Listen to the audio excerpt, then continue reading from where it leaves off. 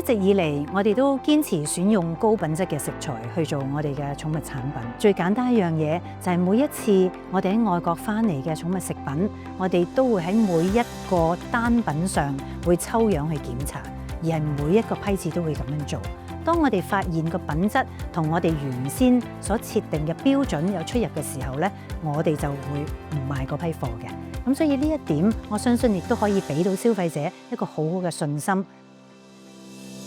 我哋亦都希望可以將一啲正確嘅資訊俾到寵物嘅主人，尊重生命、善待動物，係我哋公司同埋我哋品牌希望大家都可以關注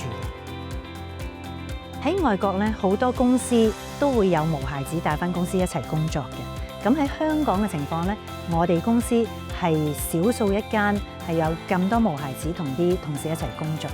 咁有啲朋友會問：咦，會唔會又好麻煩啊？阻住你工作啊？的而且確係有呢個時候嘅。咁但係更大部分嘅時間咧，佢俾到同事嘅感覺就係佢可以有一個更加愉快嘅工作環境啦。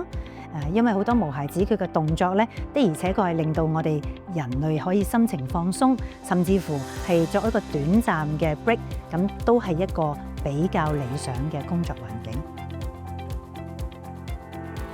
咁我哋喺2012年左右開始啦，就我哋第一次公司去旅行。通常我哋都會揀外國啦，同埋每年都會去唔同嘅地方嘅。咁大部分時間亦都會睇下我哋去嘅地區會唔會都有寵物展啊，因為我哋係做寵物嘅行業啦。咁亦都可以俾同事知己知彼，了解緊呢個市場係有啲乜嘢發生緊，我哋都可以增長知識。